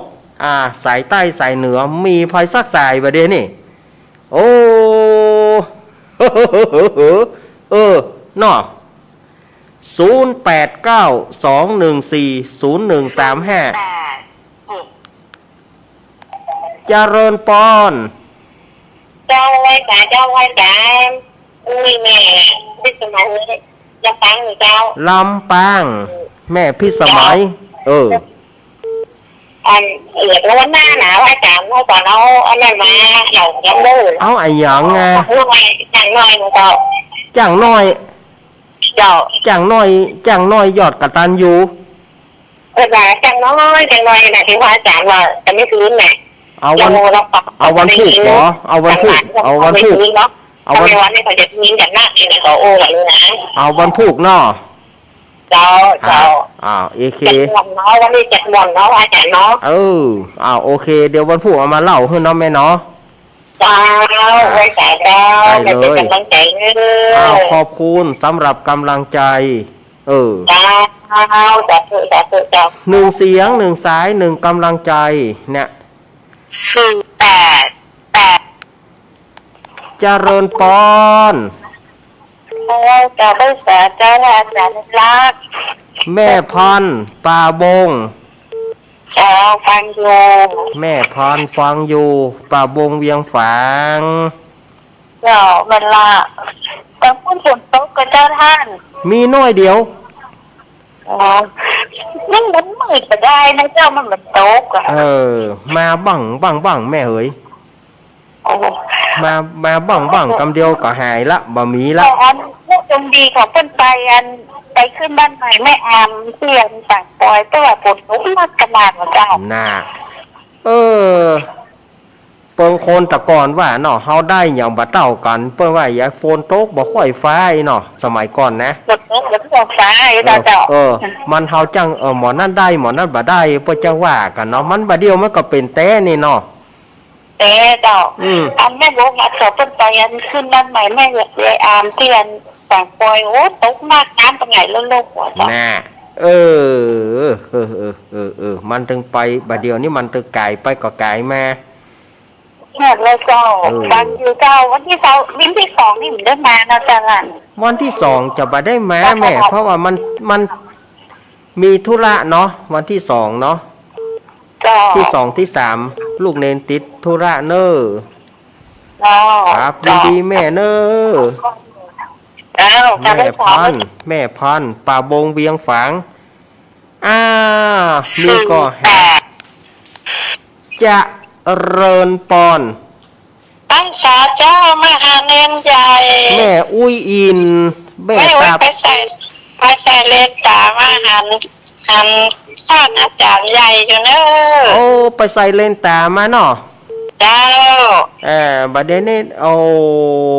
ไปวันที่22นี่ค่ะเจ้า โอ้ดีแล้วอีแม่เหย เจ้า ดีแล้ว คง อุ้ย จะ เห ไป ย โกรธจับการหมอนัดไปตรวจเป็นโคกเนอะ หมอนาดเนาะ ก็ได้เอาหาจัดเมินนะเจ้า หมอนาฏ เป็นกำลังใจนะเจ้า นะอุ้ยอินมีน้อยอีเนาะ อยู่จากเมืองอยู่จากเมืองเด็กจะได้กี่เทศกับเพื่ออุ้ยอีกทั้งเนอะ อ้าว ต้องปุ้นน่าจะได้กินก่อนนะ ตะโปงมันมีฝนมันบอกออก เอ้ย อืม แต่ว่าพันเลิศกรรมเลยได้ไปเห็นเกินโถงว่ะ เ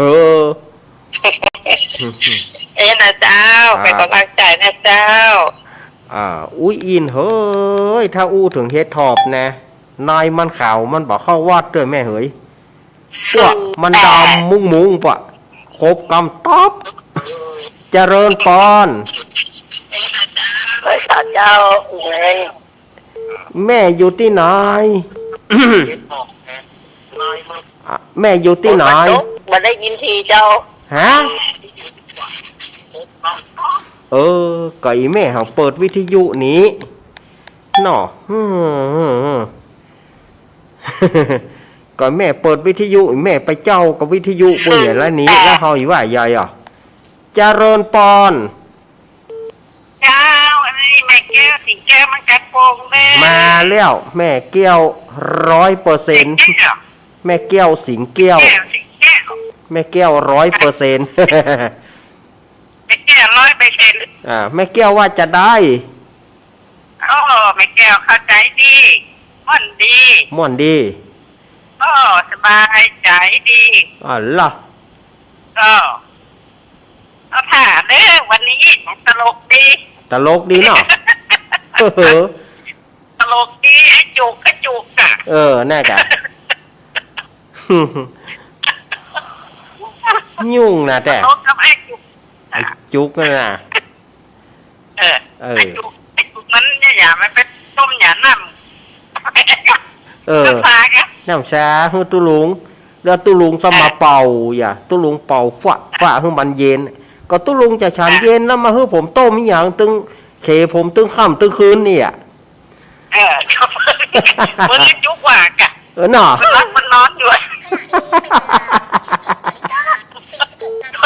ก็เคยกินเย็นตัวยิ้มท้องนั่นเย็น ยุ่งแต่อ้าวยินดีอันอีแม่เนอ แ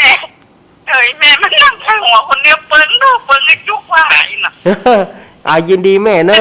สุมาเตอะเนาะอ้าวมีก็เจริญปอน ไปจ้าเจ้าเล่น แม่ฟอง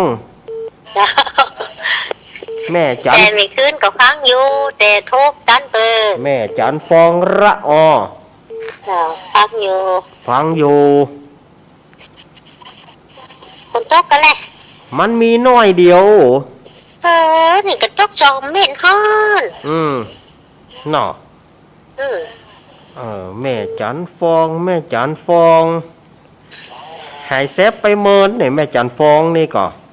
กับพังอยู่กาเมีย พัง โทรมันกันเหมือนกันเริ่มโทรฟังเหมือนเนี้ยกะ บัดโทรเนาะ จับ ท ฟั าง ง เยอะดินถามหากับตึงลิงยิน ยินดีแม่ฟองเนอ เจ้ากำลังใจเนึง ครับอีกอะลำปางมาละสายใต้เฮานี่มีไหนหมดฮะเจริญปอน ภาษาเจ้า จากทางใดแม่ แม่อ้อยบ้านวังมอเจ้า แม่อ้อยค่ะ แม่อ้อยบ้านวังมอเจ้า ครับแม่อ้อยไว้ได้แม่อ้อย ก็พักอยู่ผมลงมาหาใหญ่กันหลวงนี่ โอ้ผลลงกะ บ้านมอผมตกกันนาหรอก อู้ พังโรงเรียนอยู่เน้อ ครับ ภาษาเจ้าเป็นกำลังใจให้โรงเรียน ครับ ยุดไปละนี่ ยินดียินดีแม่อ้อยเนอ เจ้าภาษา แม่ เจ้า อ้อยปุ่นนั่นเนอบ้านวังหม้อหน้าวัดเจดีย์ซาวก็เป็นกำลังใจเนอลำปางตีเสมอมาละ5-1หนูเจ๊กะมาคู่บอลกันฮะ 8เจ้าภาษาเจ้าเน้น แม่เพน อุทิศชีวิตมาแล้วเด้ ค อน สู้ชีวิตไม่มีริมิตชีวิตเกินหมื่น เจ้า มาละ กองนิทานกระม่อนเพลงกระม่อนแต่สักสี่เสียงสอนเด้ม่อนในการเองเก่าเจ้าภาษาเจ้าเน้นก็จะจัดเจเด้อ ครับ เดินทางปลอดภัยได้เน้นเด้อ ขอบ จ้า คุ เด้ ณ อ ขอบคุณแม่เพนครับแม่เพนมาแล้วหนึ่งมาละคนสู้ชีวิตแม่สุเกี้ยวแม่น้อมมีไหนแม่น้อมสุภาวงศ์มีไหนแม่น้อมทราบแล้วเปลี่ยนไปเจ๊กะ ทราบแล้วเปลี่ยน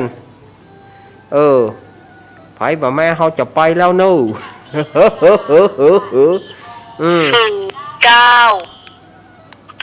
เจริญปอน นมัสการเจ้าเน้นเนาะ แม่สมแม่จันสม เจ้า มา โอ้แกไปอันสันไปเหี่ยวแม่ประเดี๋ยวนี้แม่เก็บประตัน โอ้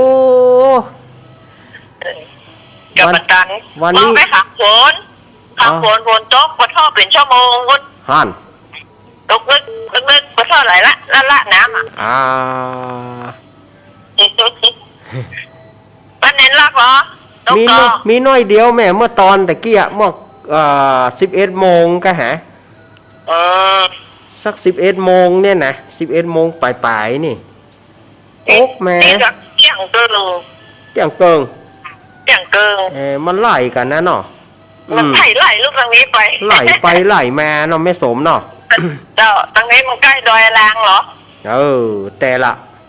ได้ลางตกตึงวันวะมืดมากับโต๊ะวะ มองอยู่ไปไม้ไปตอกแน่เนาะ มากอ่ะ ยินดีแม่จันสมเนอ เจ้าให้กำลังใจเน้อในรักเจ้า แม่ นมั จั ส น การเจ้า สมมณีจอกมาละมณีจรมีไหนมมีไหน มณีจักมาละมณีจรมีไหน เฮานี่มันถือว่าดีนะเสาะไหลห้องหาหมดอะไผ่บะมาไหลห้องหาหมดอะแล้วเฮาก็จดได้เอาไปลงเบลเอาไปจดเบลว่าไผ่หายพ่อง เนาะแฮมสัก2 สายน่าจะเพียงพอแก่การขอ จะไปต้องดอยกันเนี่ยวันนี้ฮะมาเนอมีไหนเหรอมีไผ่ละแก ฟางมีก็ไม่จันสมไม่อายเนอะมีก็ไม่จันสมฟางใช้ประการหายหมดวันนี้มาฮุบไปต้องดอยก็มาดู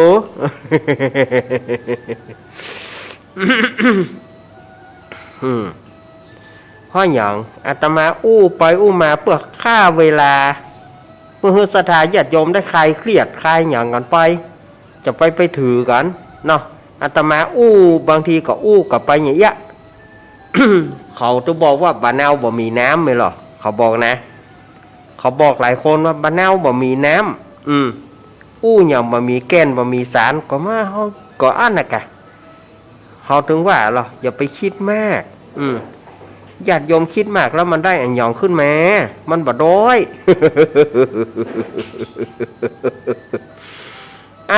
มีก็หา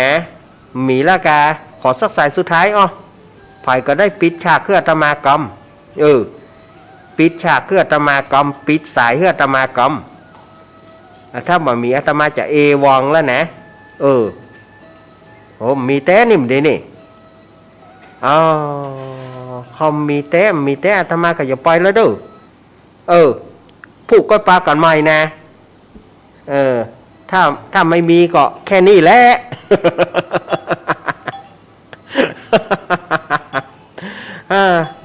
มีไผอาตมาก็จะเอ็นเว้นละกะเนาะ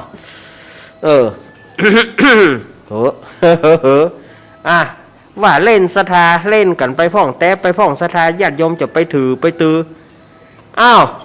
ไม่มีแต่ละบ่ก็จะไปลืมเนอวันที่3เป็นวันวิสาขบูชาศรัทธาญาติโยมก็จะไปลืมเนอไปใส่บาตรญาติปกกันเนาะว่าวันวิสาขบูชาถือว่าเป็นวันสำคัญของพุทธศาสนาเป็นวันสำคัญของเจ้าพุทธของเฮานั่นก็คือเป็นวันที่องค์สมเด็จพระสัมมาสัมพุทธเจ้าของเฮาประสูติหรือเอาง่ายๆก็ว่าเป็นวันเกิดอีกแล้วเนาะ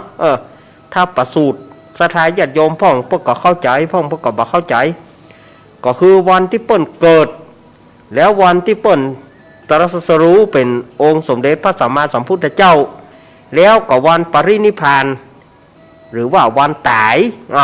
ง่ายๆเอาสุดๆละ3วันเนี่ยมันมาบรรจบกัน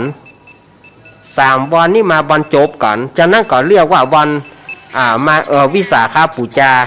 ฉะนั้นก็ศรัทธาญาติโยมก็จะไปลืมเนอไปร่วมกันทำบุญตักบาตรใส่บาตรญาติปกวัดไผ่วัดมัน